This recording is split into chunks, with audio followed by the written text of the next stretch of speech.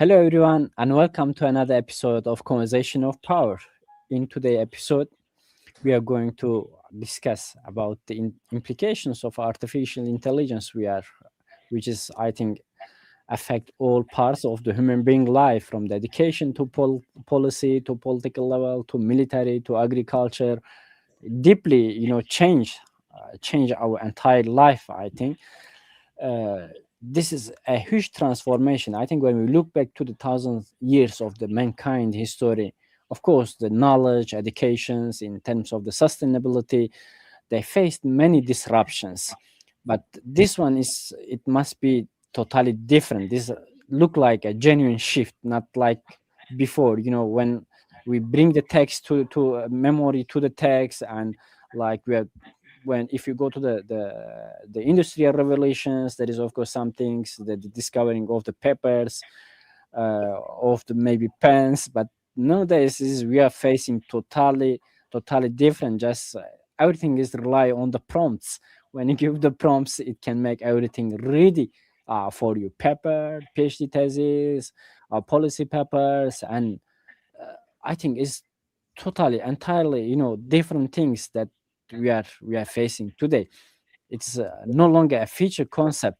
It look like already shaping now how we learn, work, and make decisions. But there is a real question that goes beyond the technology. What does this mean for us, for the kind of the individuals we are educating, and the kind of the society we are building? This is also another important aspect of this new machine learning technology that involving our the human being life. And as knowledge at the same time becomes more accessible, the purpose of education must be redefined. This, I think, this for sure must be redefined, because we are facing, as I say, this totally. Uh, I think when we go to the human history, now I'm going to ask my guests.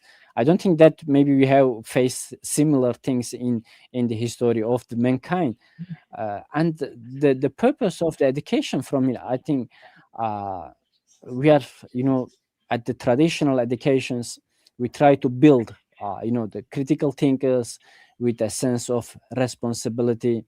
But now the framework and the concepts is facing different things, that moving toward a world where the human judgment, I think, is less central. uh, the more machine, less human being. And this is exactly, I think, why today conversations is will be very important and significant for educator, and for also PhD students, maybe decision maker, and to understand better all this complex from the education and the sustainability side. I'm delighted to join by Professor Charles Hopkins. He spent, I think, entire of his life on education and sustainability, and Dr. Catherine Cole. Really, both, these are professional people. They contact many part of the world. And for my audiences, please, you are joining us. This is a very much shared conversation. Please, if you have any questions or comments, submit. I will do my best to bring your comment into the conversations. And Charles and Catherine, thank you very much for being here today. It's a really great pleasure to bring you on the show. Thank you. Thanks so much for having us. Yeah, really looking forward to the conversation.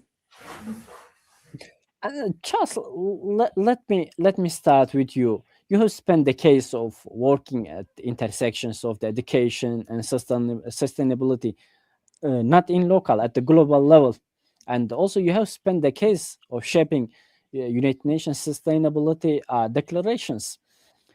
From where you are stand today, do you see artificial intelligence are something that is helping us move closer to our goals, or is it introducing new risks that our education systems are not yet fully prepared to deal with?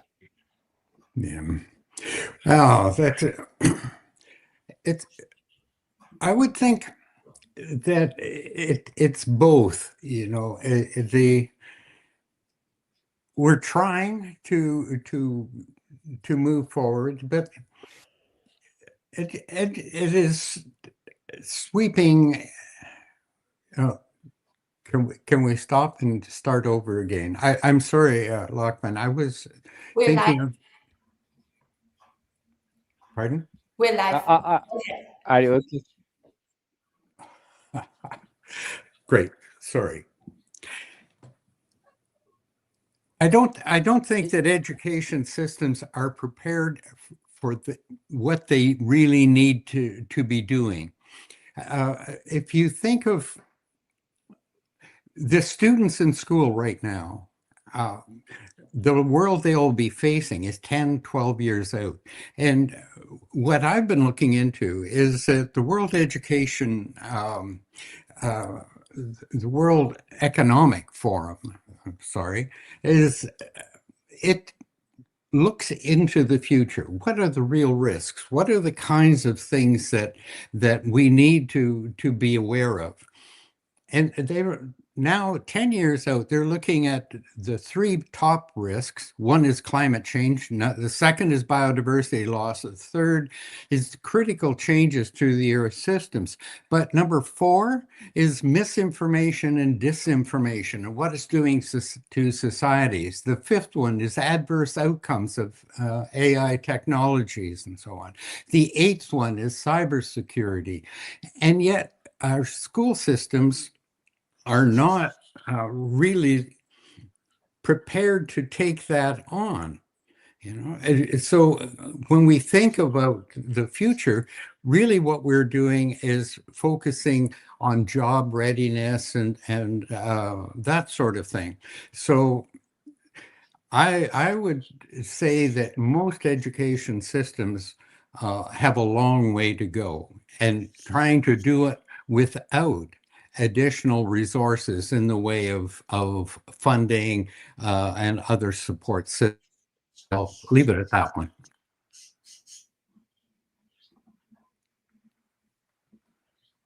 And Catherine, just come back to you with your background with the law and business management. How do we begin to codify the ethics of intelligence in the schools? Are we moving toward a global standard of AI governance in education, or do you think that will the digital divide create a two-tier humanity? Yeah, that's an interesting question. If we're thinking of like the analog world and the digital world, but building also on what Charles has said, when we're looking at our education systems, we've been focusing so much on the individual and who can I be? What's the best I can do for myself? Where can I land in life? What is my individual success?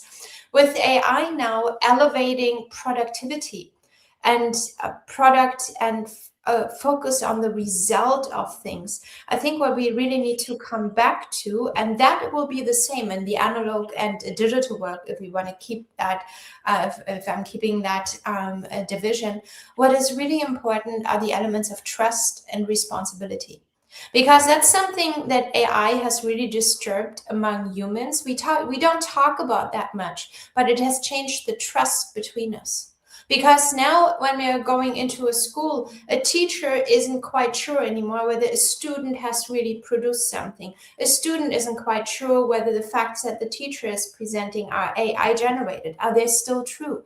And so we need to come back, and that is what can unite us, is a sense of trust in one another and a sense of responsibility that we are not dominated by AI or whatever technological development is out there. I mean, remember 20 years ago when Wikipedia came, or maybe it's been 25 years ago, when Wikipedia came into the market, everyone was terrified that normal people would be able to create knowledge for the world. And everyone thought the world would go under. In the same way, and Wikipedia and all of the developments on the internet have really changed the way we're interacting.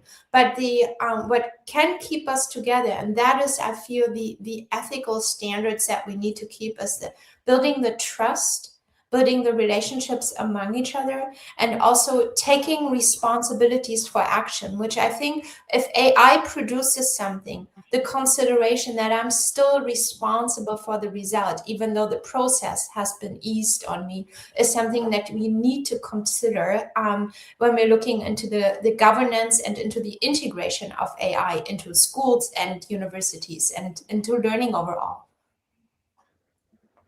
And Charles, come back to you. You often speak about reorienting of the education. Do you think that the AI mean we finally stop teaching students to be encyclopedias and start teaching them to navigators of power and informations? Yeah, when I first became involved, like our UNESCO chair is on reorienting education towards sustainability, and so I'll speak about it in sort of in that context. Originally, back in the 1990s, as we were working on it, the idea was to reorient the purpose of education from educating sort of for unfettered development, let's put it that way, towards sustainable development. Today, we don't really use the term reorienting. I think we've learned people do not want to be reoriented, but we're talking about transforming rather. And so, but what does this entail? Getting back to your question about encyclopedia holders or navigators and so on.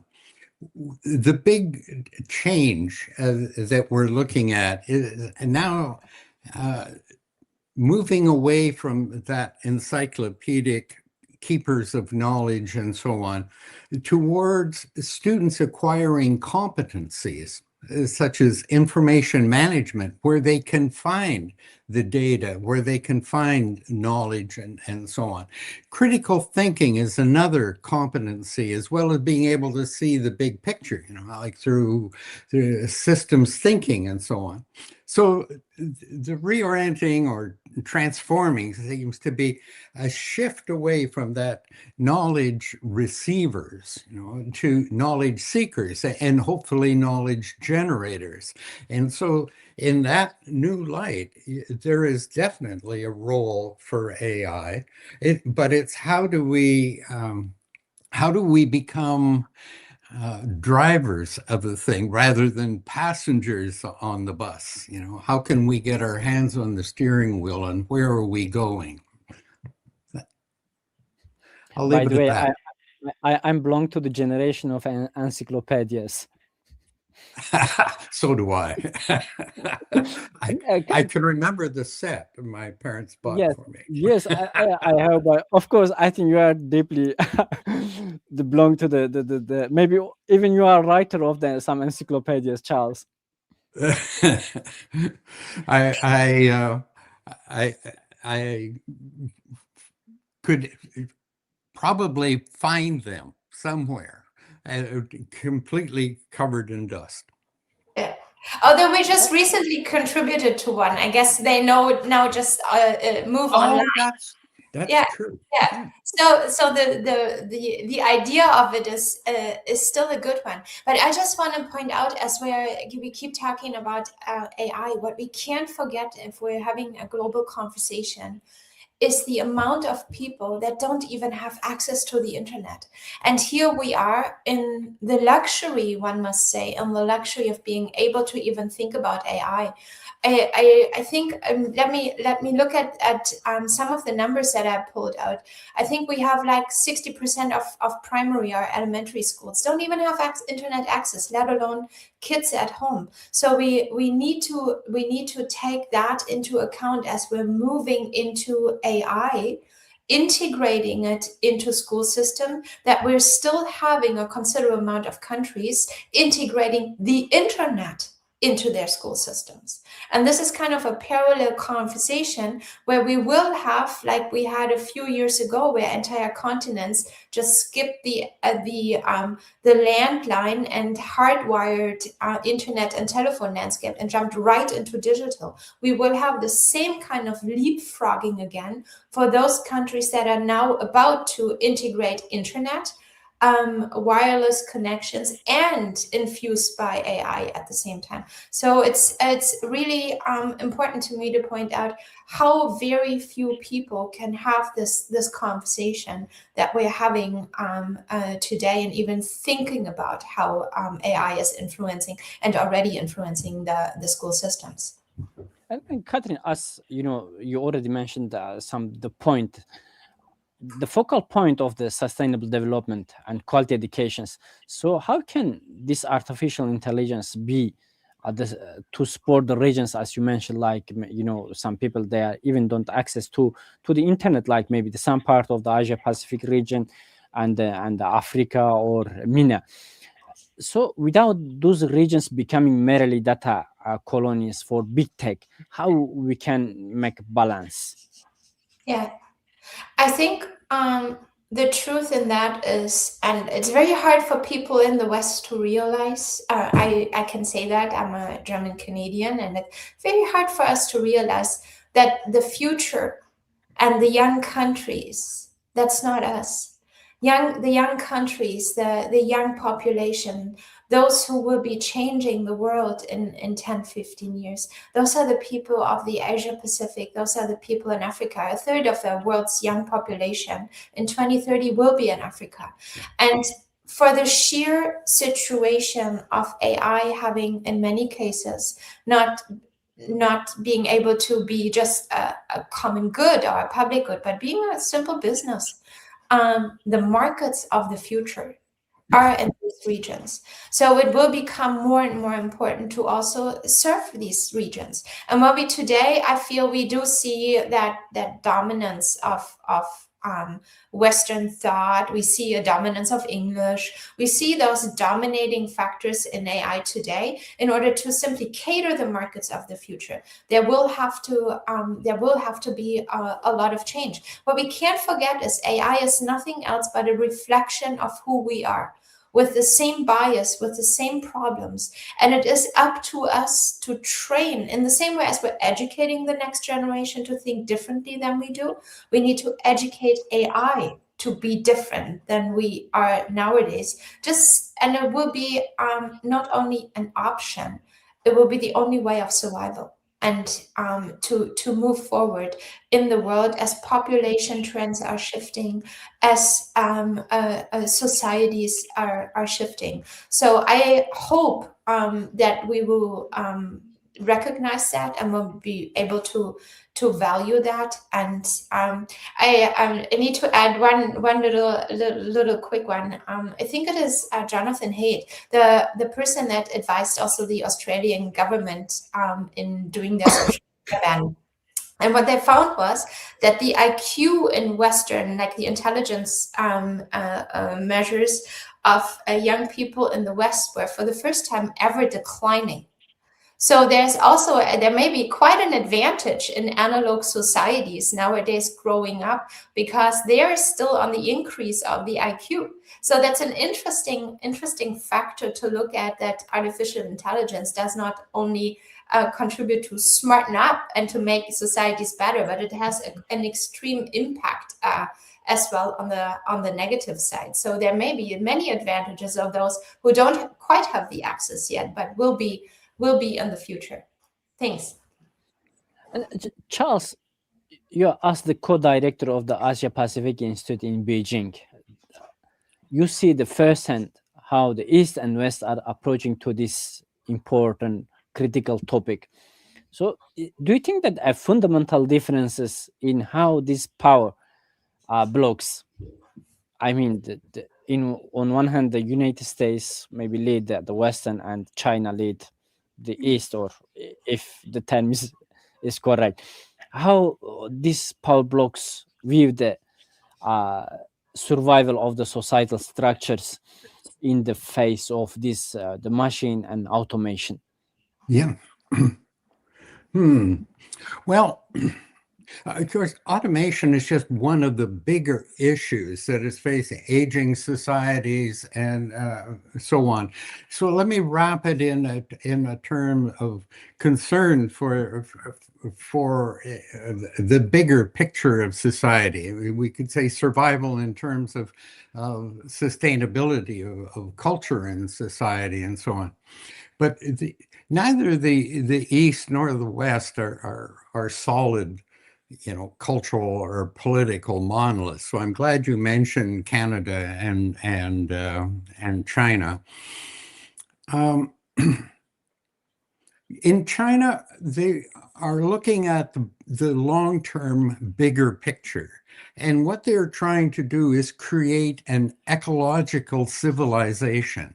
So when it comes to education, they provided ministry guidelines. They're aware of societal structure. They are rolling the concept out into schools and universities. So they were thinking about civilization, the civilization they want, that has this ecological base, but it relates, you see, to the Chinese way of thinking in bigger civilizations. In Canada, not so much. Our picture is much more one of immediacy. The mental model of sustainability is dominated by a concept of we're going to have to give up our freedoms, we're going to have to give up our choice, and so on.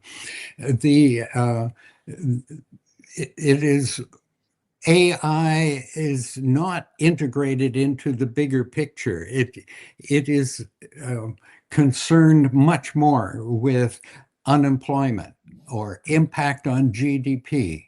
It's not part of a well-being discussion, really forward-looking. And I would say it would be the same from my knowledge in the United States. Even in the Middle East now, we're seeing about a great concern for workplace preparedness and the competencies that should be built into education systems. But once again, with that immediacy of we have to, the workplace is changing and how can we be on top of it? I like Catherine's little quip. So I'm thinking we need ministers for well-being of both present and future generations somehow. And the only place that I think in the world that has a future generations commissioner is Wales in the United Kingdom. But that's the kind of thinking that really we need to get back into education philosophy of how we can envision where we want to go and how do we get that built into the culture of our education systems. Catherine, as a same alumni of the same institutions, you work as a PhD in Malaysia. You have different experience as a cultural perspective on maybe multicultural educational frameworks. So do you think that AI truly be culturally sustainable, or does it inherently carry a Western-centric bias that threatens local indigenous knowledge system? Like there are, I think, several local cultural groups in Malaysia or in parts of Africa. How the AI will affect all these communities? Yeah, first of all, yes, we are buddies and alumni from the same organization, chapeau to International Islamic University in Malaysia, right, where we both graduated from. What I feel, and that kind of builds on what Charles says, we need to come back to a sense of well-being, and that will make AI culturally sustainable. If our goals in life are not, faster, higher, further, more, but we can go back, or can achieve rather, because many of us nowadays don't know a balanced life anymore, because we have been growing up in a westernized systems. I think there's a great chance that AI could actually change for the better. If we're thinking about indigenous languages, for example, it could be so much easier now to document the languages. We do have so much opportunity to bring in pluralism into AI.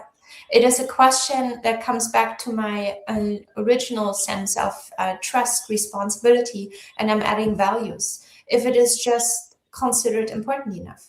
If we're really looking at what humanity has done in the last 200 years, it's so dominant today, but there's just such a small small portion of what the world has been in. And considering that we, especially from indigenous peoples and traditional communities, can learn how to live in balance, that will be the only way of securing our survival. So yes, I feel there's a huge opportunity here that we're not quite using yet. And we also need to encourage more investment of public funds into AI. One of the reasons why OpenAI went business was that there was no funding for risky endeavors on AI, but businesses are more likely to do that. So looking into public funds and public commitment to AI, and including that with not only an AI minister. I think more and more countries have now a ministry for artificial intelligence or digitalization, whatever they're called, combining that with a minister of future generation or a youth office. That I feel would be the way to go to integrate AI in a natural way and really make sense for the next generation, and find that balance, and getting away from the Western centric bias, which I feel we are seeing fail in many occasions nowadays as well. Charles, your recent appointment to the Order of Canada, I think, recognize a lifetime of leadership. Congratulations again. And looking ahead to the next decade, what is the human only skill that AI can never maybe replicate or change, which our global education systems should protect at all costs? Yeah, well, when you add the word never, and when we think of how AI is changing and evolving so very, very rapidly, it makes it difficult. But I'd suggest trying to look into things where we have great difficulty defining, so that would make it difficult for coding and so on. So things such as feelings, perhaps love, but one I think I have a great deal of difficulty in, and I'm glad from that human only skill, would be child rearing. Where the situation is constantly changing. Each child is so unique and so different over time and so on. Another area may be around values and ethics, or maintaining or being able to express compassion. I think those are important things. And of course, that whole thing around values and ethics, the importance of having a base in our education system of sort of that's expressed in the Earth Charter, for instance, the respect of the planet and others, so on. But I'll go back to, you asked for one only, so I'm sorry I rambled. I'll pick child raising. Interesting. And Catherine, from a legal and management perspective, if AI begins to design its own curricula, who is ultimately responsible for the humanity of student, and how do you maintain the human agency when the algorithm knows the student better than the teacher does? Yeah, that's an interesting question, and I was just struck by the compassion, the concept of compassion that Charles brought in. If we're looking into AI, we're at this phase where it seems normal that AI can generate its own knowledge, but we're moving into more agentic AI, where AI has agency, and this is where we come in again. We need to teach and train AI. And AI, by the way, is in many cases trained in the MENA region, many centers in Africa. So young people from these regions are actually training AI, which I'm hoping will begin changing the bias that is in it currently. But if we're looking that we need to train AI and also teach it that humans are flawed. Humans are often not making the best decisions, but making a decision that is responding to short-term goals, and bringing that in. That will be the challenge, and that is not knowledge in the curriculum.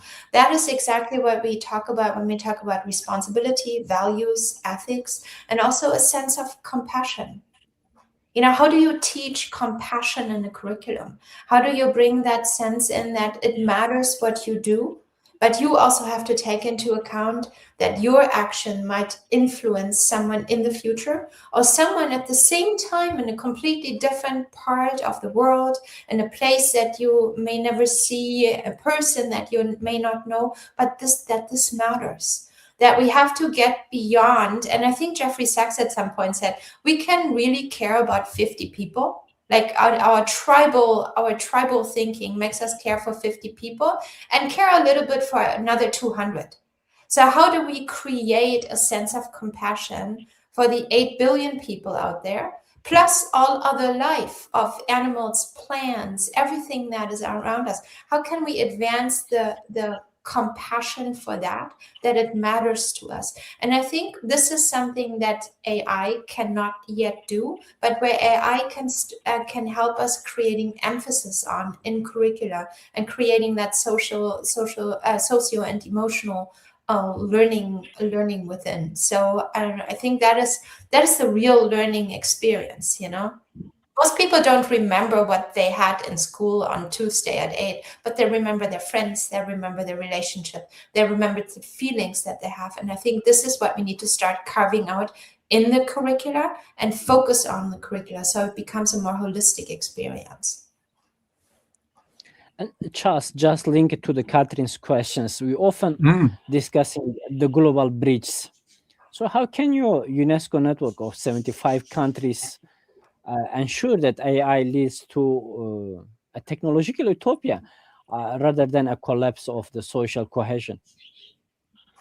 Yeah, we have two networks, and in total, it sort of represents researchers and colleagues in universities in 75 countries. True, and I don't think we ever can ensure AI leading to a technological utopia, but we're working on things.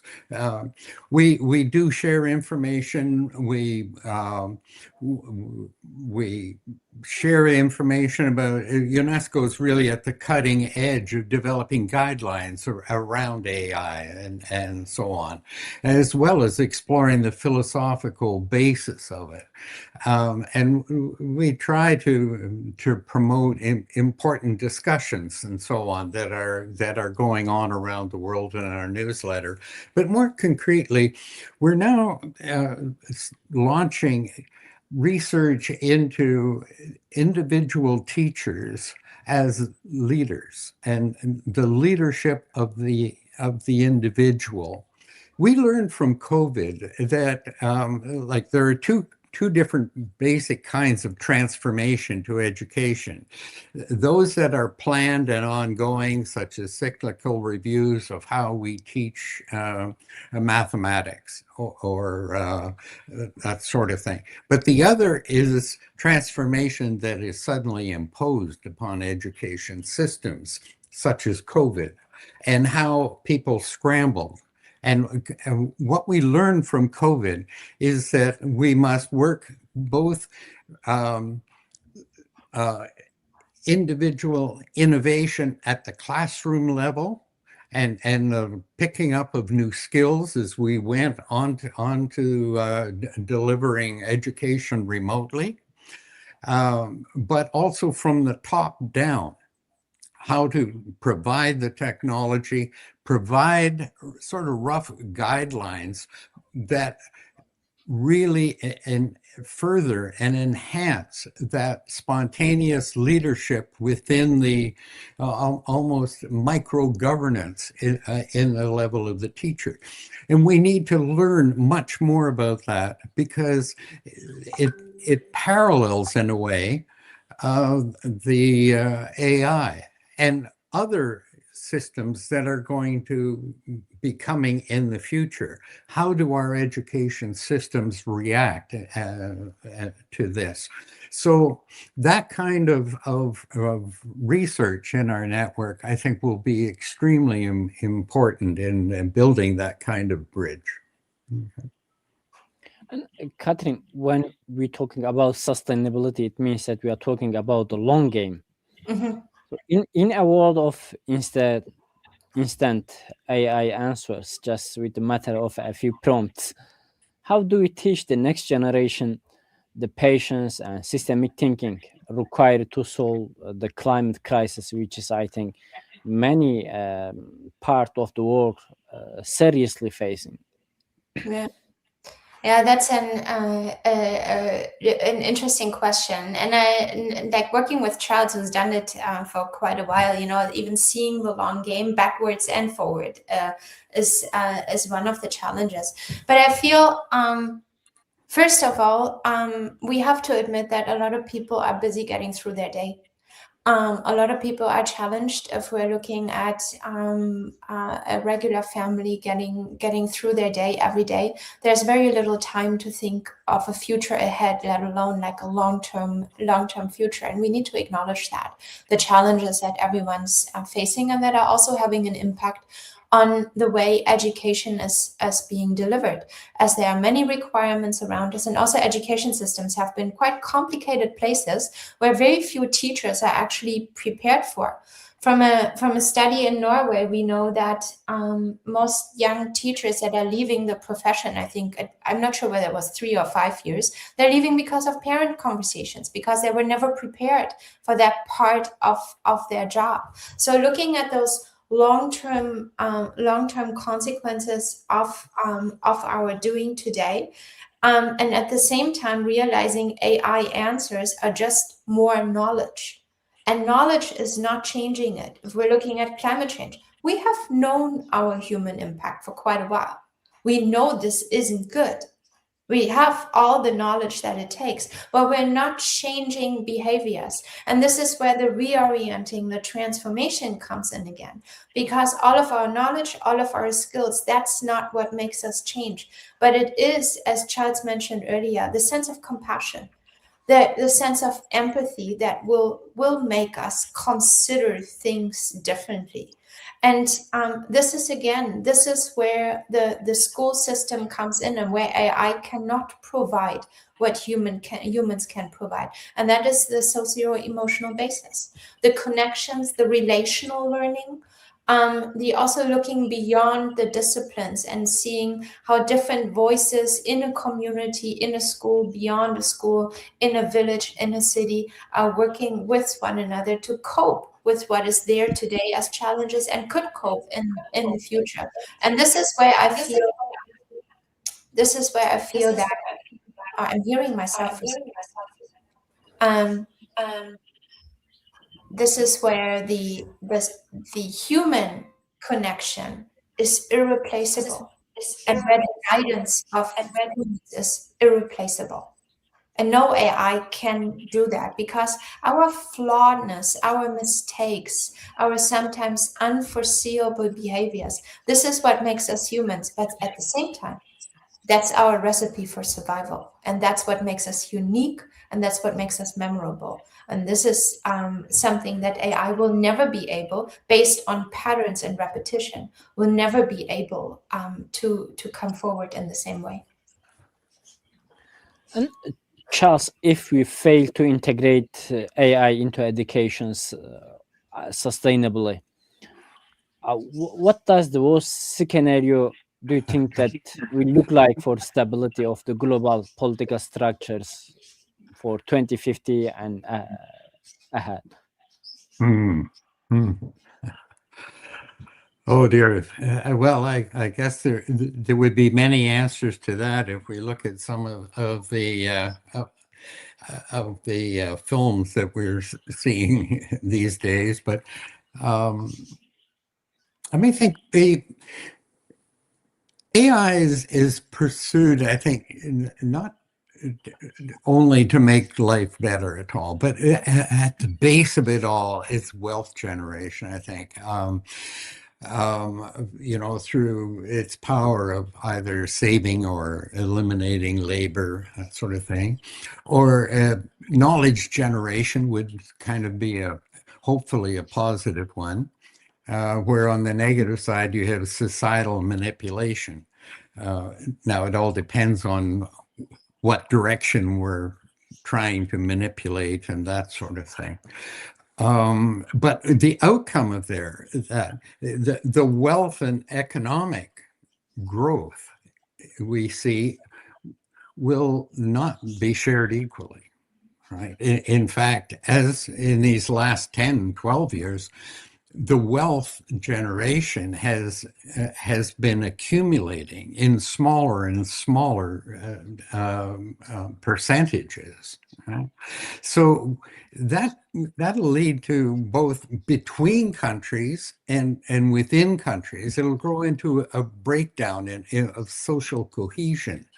Now, that would be one of the factors, the wealth accumulation as a breakdown. But we have to think of this back in that bigger picture. You remember I mentioned the World Economic Forum and the impact of climate change and breakdown of planetary systems. We can already see the beginnings of mass migration that is forced because of parts of the earth that are intolerable to live in. Poverty, increasing poverty, and even this will lead to societal breakdown and so on. And so what will probably happen is that democracy will no longer be capable of handling such huge issues. We're democracy where we we vote in restrictions or systems upon ourselves, and into that will democracy be able to impose the kind of structures upon itself? So we'll be working into new kinds of much more totalitarian government styles and so on. So it boils down to, again, becoming drivers rather than passengers on planet Earth. Right? We need to be aware and see these kinds of things, and as educators working with all other stakeholders in the education system, how do we bring about the kind of transformation where we will feel compassion? Catherine earlier on mentioned the shift that is needed from education focusing on the individual child becoming all they can be, or the individual university student, becoming truly successful, into a concern for the common good and that bigger picture, and not simply becoming cogs in an economic wheel and so on, but truly emerging and developing as culture. I hope we can move it that way. Hopefully. Catherine, through your educational background, you try to bridge the gap between the German law and international education. So what is the most significant red line, given your opinion and experience, that educational institutions should never cross when it comes to AI integration? Yeah. First of all, I think I'm a typical example nowadays, starting in one discipline and going into from law into economics, now in education. And I wish more people would be doing that, because each discipline and each area teaches you a certain way of thinking. There's this aspect of knowledge, but there's a way of looking at things, techniques, learning to think on and develop thoughts in a certain way. So I would encourage everyone to try that out, because it's really changed me, and it changed my way of looking at the world. When we're bridging, if you're thinking about bridging as you're asking from law to international education, I think one thing that is really important that a lot of specifically higher education institutions have forgotten is they're not a business. They're a societal actor. And there's more of a purpose than financial survival. The idea of the university and bringing forward knowledge and bringing forward society, which often gets now reduced into a third mission, a nice add-on. That's the purpose why we're here. And that's the purpose of education, a public good, a common good.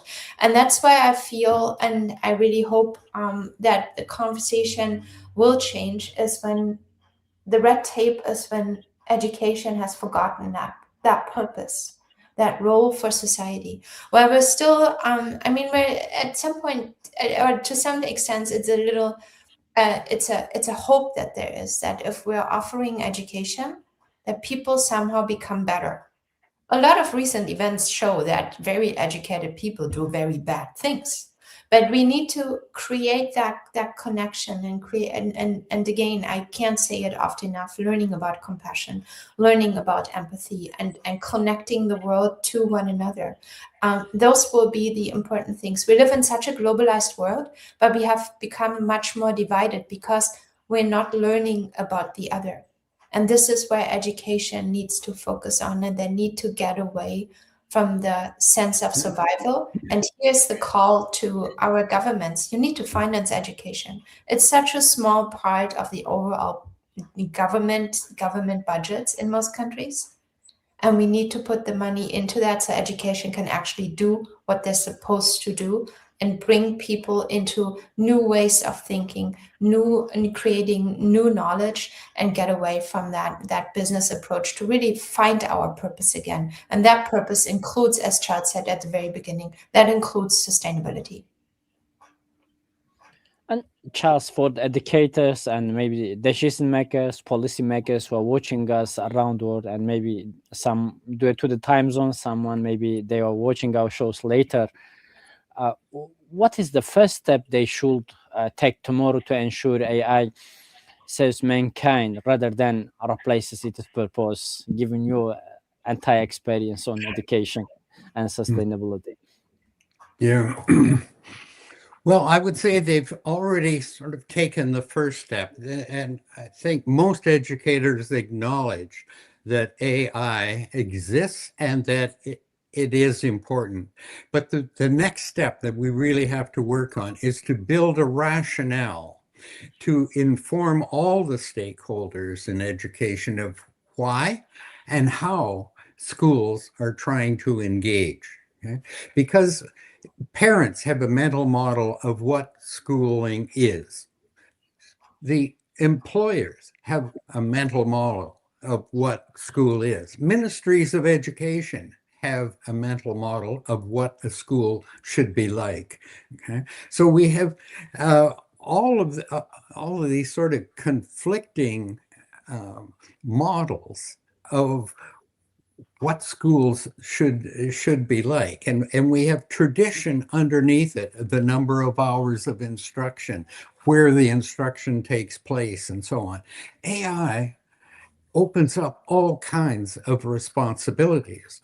And then when you add in that the future of what I just talked about a few moments ago, how does that fit into reorienting what gets taught? So on. So we have to be articulate in our vision and being convincing of those who we are serving as to how we're moving forward. And then after that, go back to what I was saying about developing guardrails, for teachers to develop this a culture of classroom micro governance, where teachers can form learning circles, they can experiment, they can build a base for it, sort of in a good solid base, so we can have informed policy development that will follow the practice, that sort of thing.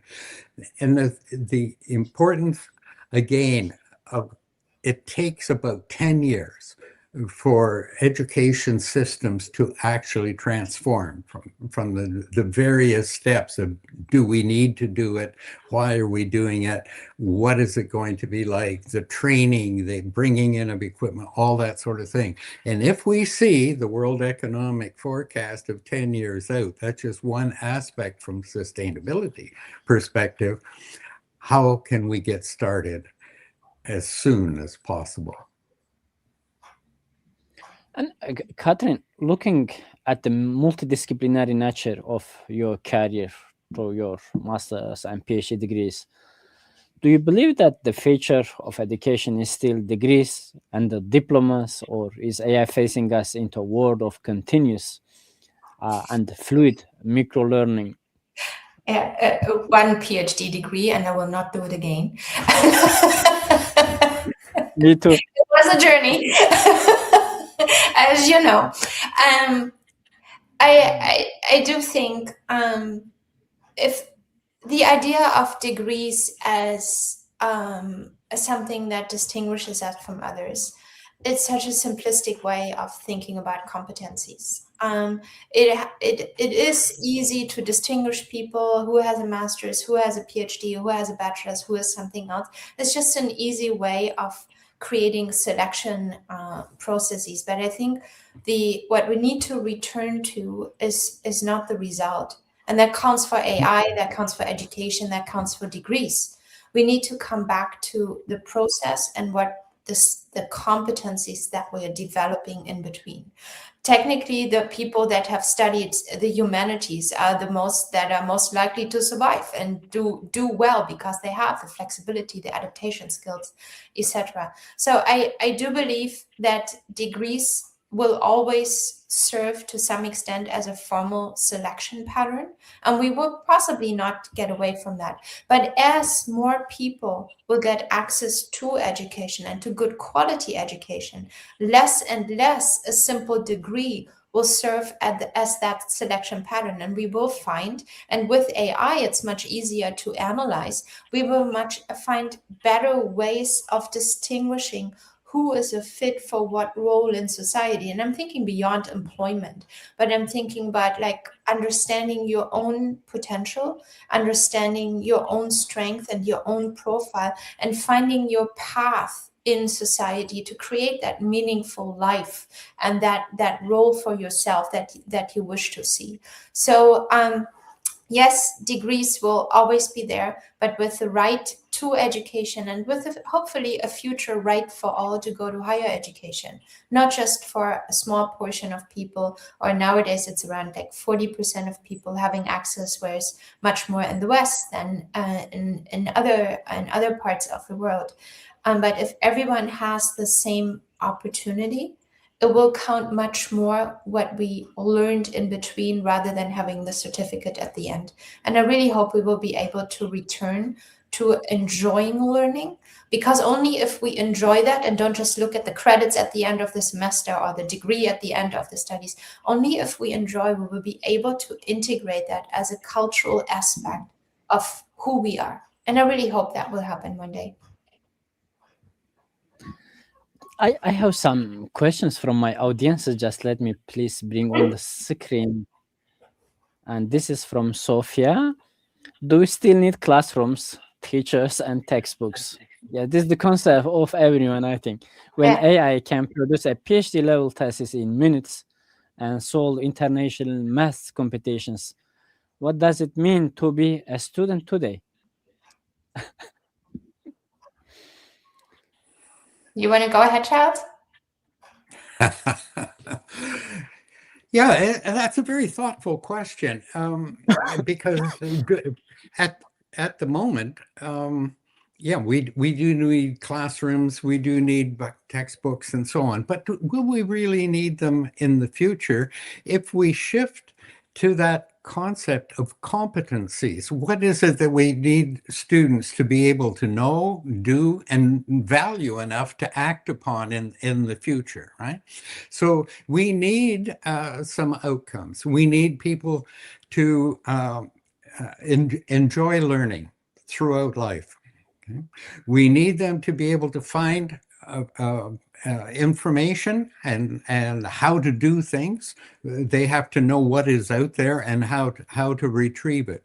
They have to know how to put values, ethics, and judgment. Just because it is possible, what should be done. So we need that sort of thing. So if we're building those kind of competencies, do we need classrooms and 40-minute periods that shift it, and so on? So if we open up and listen to teachers, get the public on board that we need to experiment, we need to change, we need to breathe life into it. The research shows the longer students stay in school, the less involved they are and the less happy they are. It's a downward trend. And at the time when we need to encourage lifelong learning, so we do need that kind of shakeup, but we do need to bring society on board, and we need to be listening to all stakeholders as we start to bring about that kind of incremental change. Well, it wouldn't be incremental in the end, but we need to work our way forward. Charles, do you think that the AI will reduce the time of education? For example, just the last part of the questions, I think mentioned that AI can produce a PhD level thesis in a minute and solve international math competitions, maybe again in a minute or a seconds as well. So do you think that in the future curricula, the institutions will need to reduce, for example, the time of PhD from 6 years or 4 years to 1 year? No, where I see the good part of AI is at the moment, teachers are struggling with large classes and trying to give individual attention and so on. And I can see AI being developed to a point where each student would have an AI coach or mentor that the teacher would supervise, oversee, and so on. So the student, gradually what we're doing is shifting the responsibility from the teacher to the student for the learning and for the outcomes, because they at some point have to be responsible for their learning, lifelong learning, and their themselves. So if we could work on that instead of the top-down AI approach. Okay, so yes, if you once the target of the thesis and so on is there, if the outcome is a PhD, or if the outcome is the knowledge and understanding and depth and of the learning and the contribution that person can make to society, the willingness to make that contribution to society based in ethics and values and so on. Two very different outcomes. Right. So we can manufacture PhDs and we could probably do it in a lot less than a year, right? If we get AI to actually write it. But what does society need? What do we want? Sorry, it's a long answer, but it's a profound question. Catherine, do you have any thoughts? No, I think what we don't emphasize enough is that education is also a process of maturity, and maturing and growing, personal growth. And again, I keep thinking of a shepherd rancher who you should interview as well. He always says, what I really need to know in life, I learned in kindergarten. Don't hurt anyone. Be nice to one another. Don't steal. Don't break people's things. Those basic questions are the ones that we learned when we were possibly like 2, 3, 4 years old, and they are determining our underlying values. But we need to have the time, and education is also the safe space where people can mature and grow and test and understand themselves. And I think that is such a value of education, and that takes time. Unfortunately, we don't become good people within 24 hours, and we don't, for example, yes, we can translate languages on Google Translate or whatever in seconds. But to understand a language, you also need to understand culture. You need to understand ways of thinking, and that's how education is as well. We need to take the time to understand ourselves, and we need to understand the world around it. For that, we need to create our concepts first that we can then apply, and all of that takes time. And no outcome-oriented AI or any other technology that may help us to produce that will be able to replace that inner process of arriving there. And that's what education is there for. And that's why we need longer than a year to do a PhD, even if it is painful, and even if it takes a lot of time and a lot of effort. But it's another time of learning how to think, how to mature, and how to develop.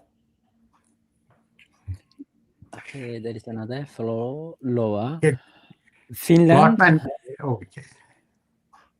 Lokman, I just wanted to add one thing to Catherine's kindergarten one. Yes, of course. If we put a sustainability flip on it, not only do you play nicely in the sandbox, but you clean up and you take care of the sandbox. Yes. Great. There was a questions, I think, about the Finland. Finland was the leader in digital schools, but they are now switching back to paper to both focus. Are we finally seeing the limits of how much screen learning the human brain can actually handle? This from a different perspective. Yeah, this is a very important one, because if we are looking into brain development of children, and again, Jonathan Haidt, he did a lot of research on that, and he was the one helping the Australian government, I mentioned that before, to get to their social media ban. The idea of when do human brains develop certain capacities is a really important one. And young kids need to be out there. They need to understand our primal concepts of survival, of hunting, of prey, and of being prey, and running around, physical development. All of that is so extremely important. So later on, we will be able to understand screens. And ever since the early 2000s, where everybody was so happy that the kids weren't out and about and were, exposed to dangerous traffic, being out in the community was out of a sudden perceived as a dangerous thing, and instead we parked the kids in front of computers until we really understood the dangers of the internet, right? But seeing how the brains are not developing as they should through all of those more physical phases of running around, playing hide and seek, playing catch, understanding the nature around us, being haptic, touching things, getting dirty. All of this is extremely important to then later on have, with a further developed brain, to take in the screen time. And I think this is what Finland is getting really right in their curriculum, that they're introducing the screen time at a time where other skills are already developed. And we've started to introduce screen time way too early into people's lives, and we're changing the way their brain is developing, and that is a problem. That doesn't mean we only need analog schools, but we need to think more about age appropriateness of introduction of AI or technology in general. Yeah. I think I have a great experience about personal experience about these issues, and this question seems to very pertinent to my experience.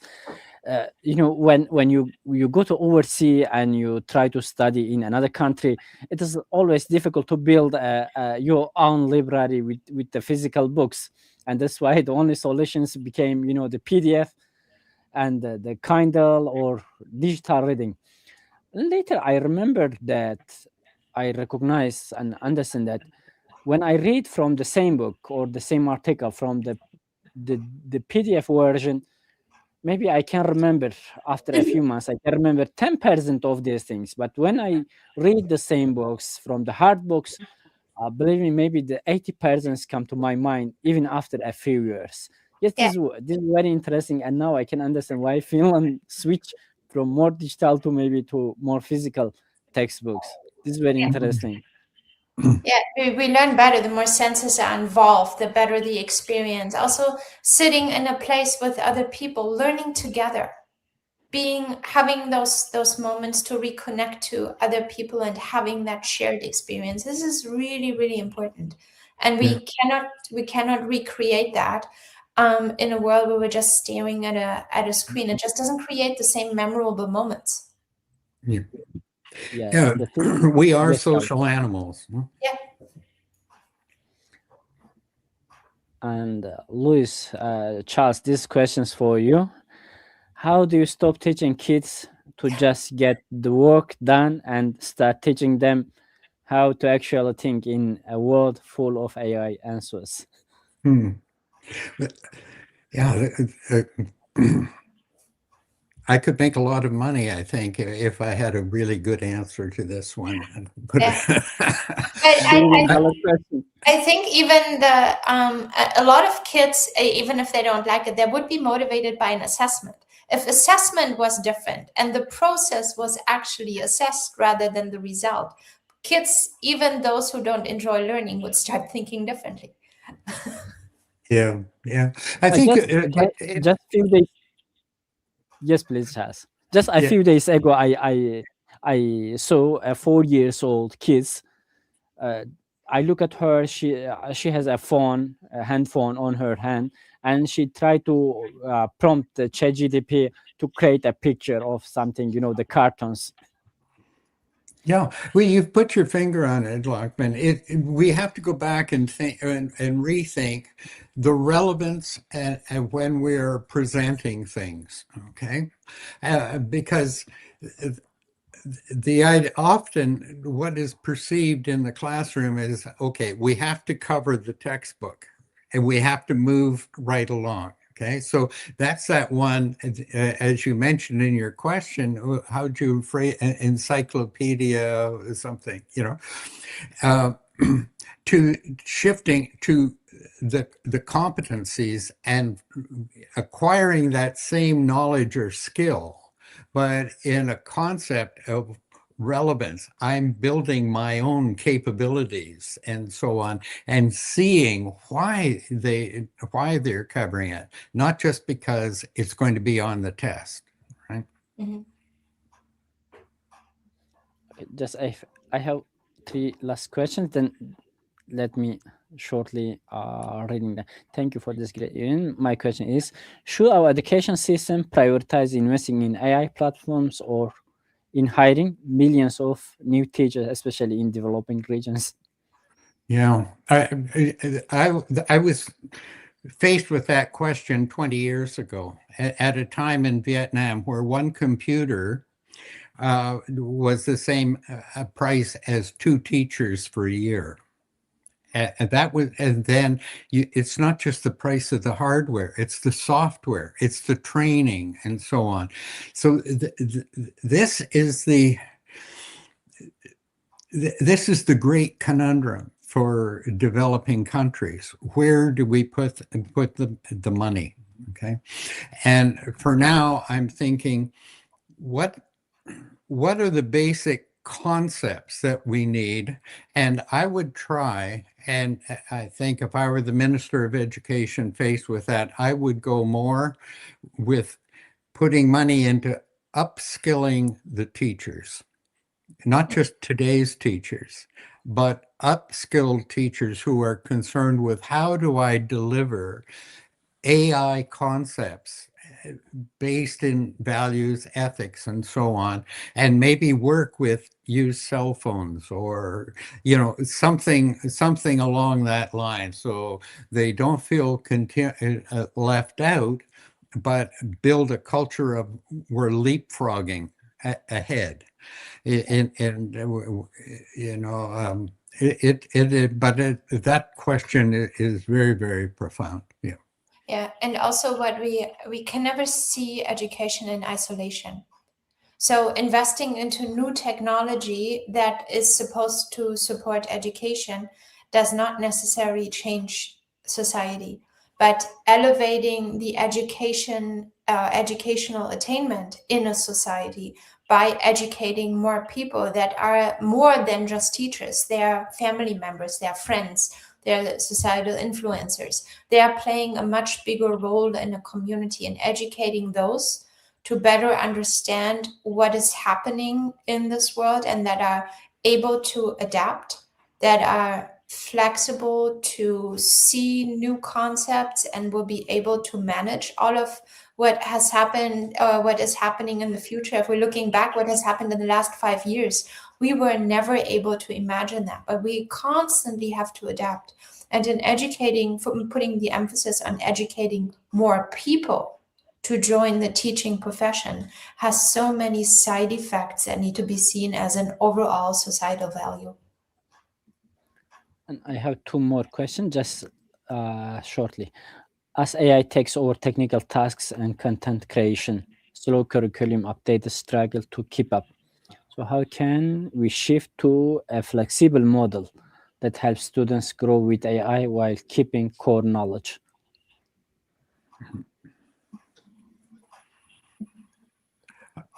My first one would be, we need to experiment with that with classroom teachers. I think that teachers themselves, now that you can talk into your phone, and you could make those kinds of individual records. You'd be building into information for assessment and report cards later on. That we would start with the teacher having a very informed assistant. Catherine, maybe you can build on that idea of the AI assistant. And then eventually we get to the point where students would have a lifelong AI assistant that would accumulate what their strengths and weaknesses are, and helpfully find them ways to build on their strength, as well as addressing the weakness, because it's that strength that will carry you through life. Yeah, and having a critical discussion on what should we really need to know. One simple example is, for example, map reading. When you ask a teenager nowadays, they can pull out their phone and guide you to the place, but they have no understanding of where they are in the space, in the environment.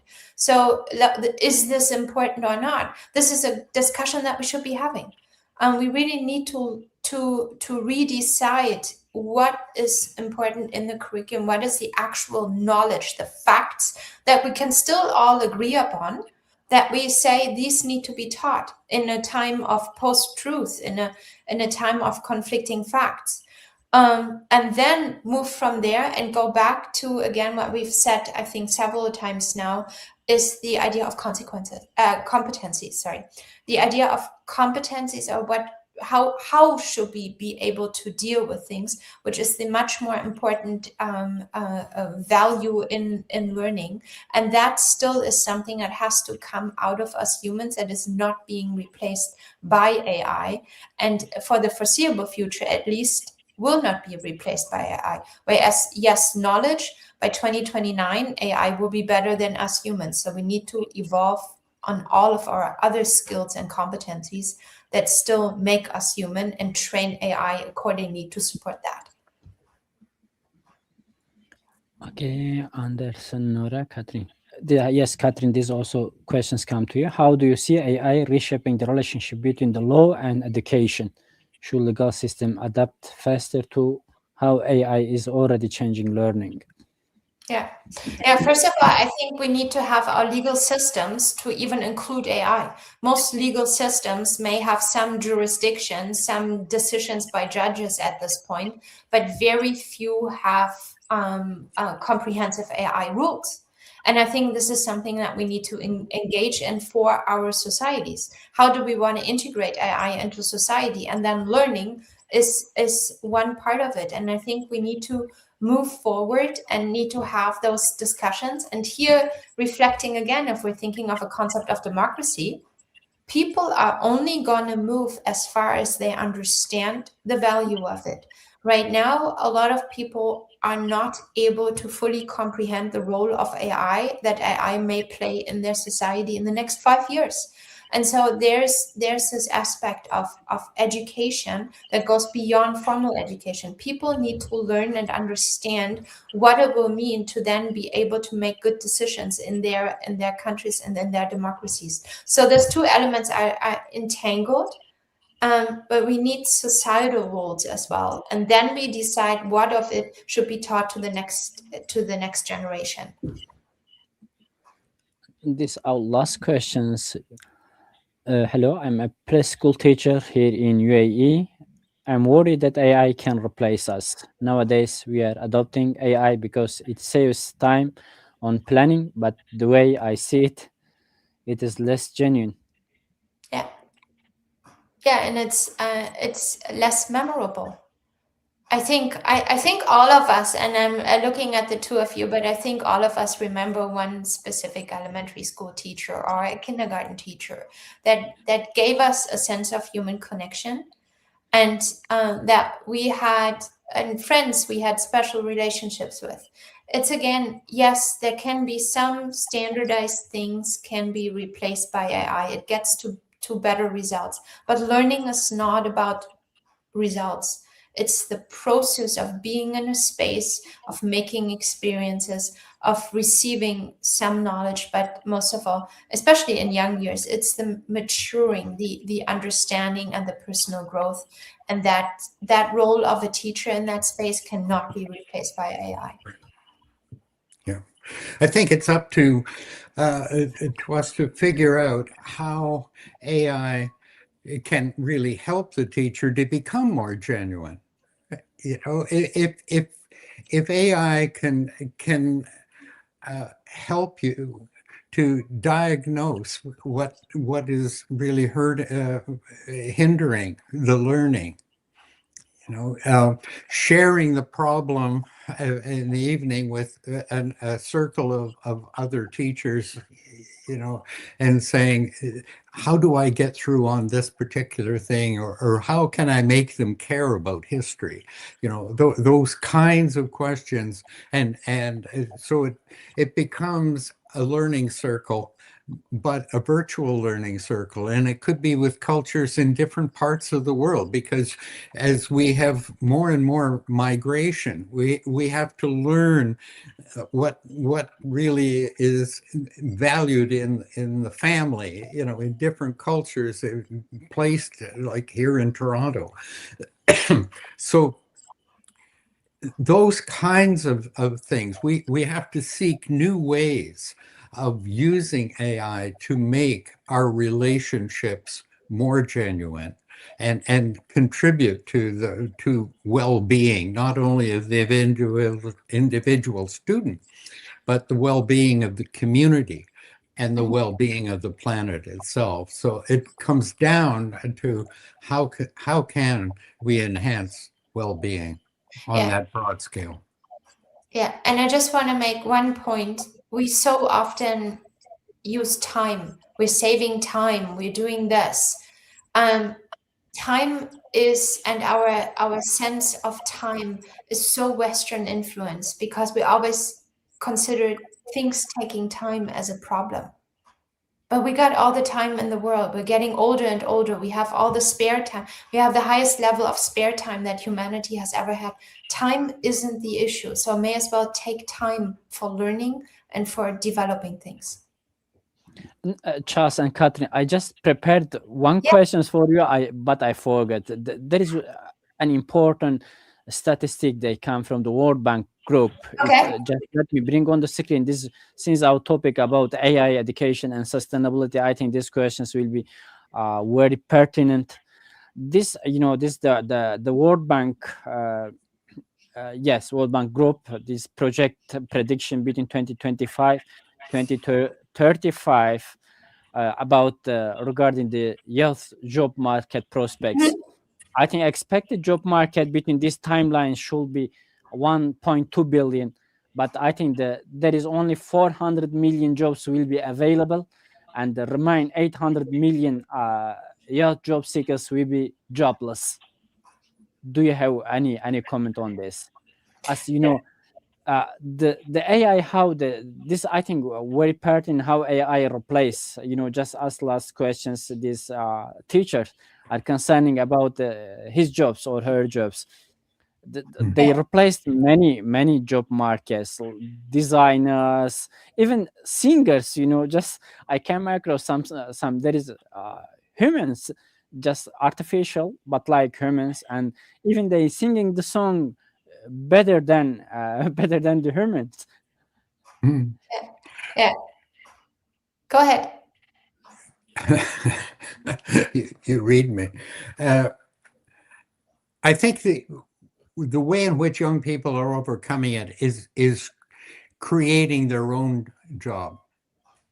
They're using, and I think that's going to be very, very important in transforming our education systems by putting the responsibility on the student and giving them the knowledge, skills, and values and so on to take charge of their own life, to be the job creator, not simply the one applying for a job that other people have created, to become masters of their own ship, Yeah, I mean, 10 years ago, who would have thought that you can make a living as a societal influencer or a content creator on Instagram?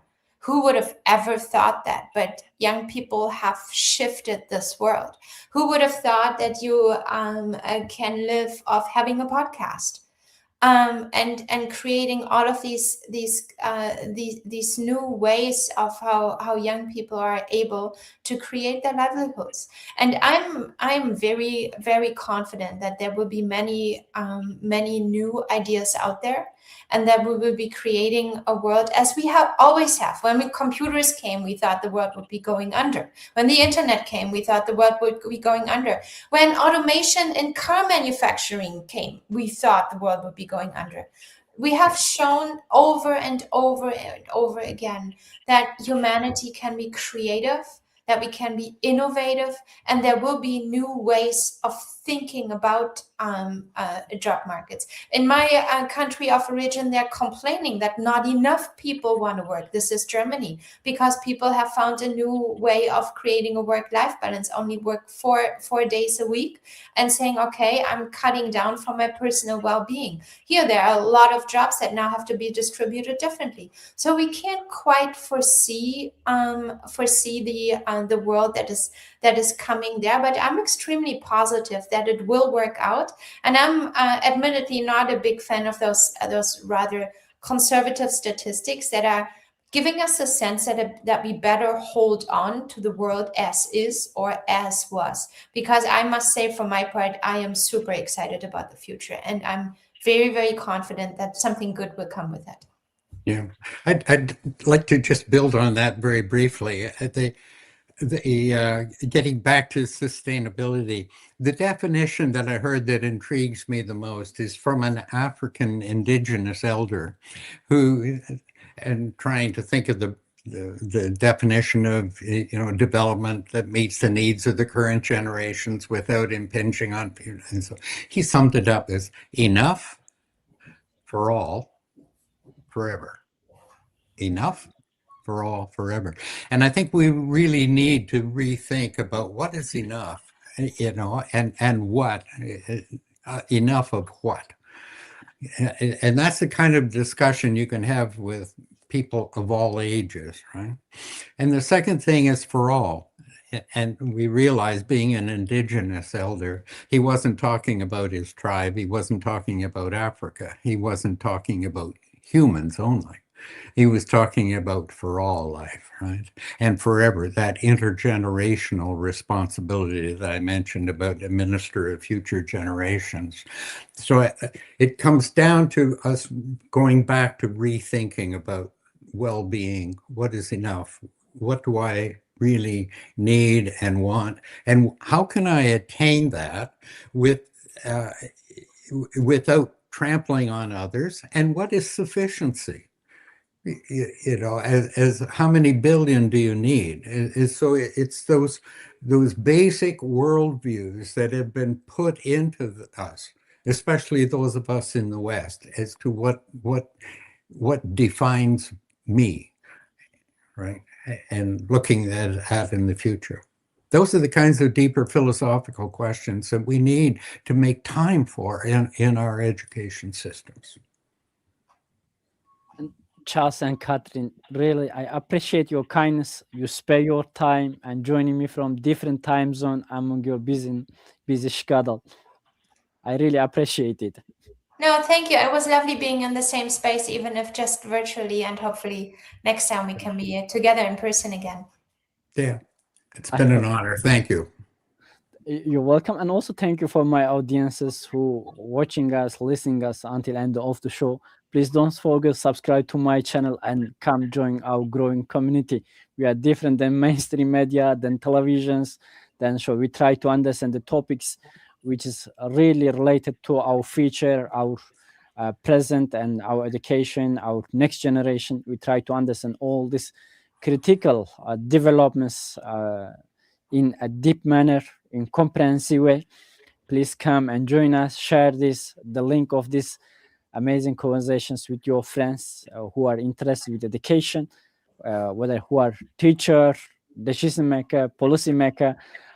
Please don't forget to share with them and stay with us. Stay tuned for our next live streams. We have many of them in the pipeline. They're coming, and see you on the next live stream.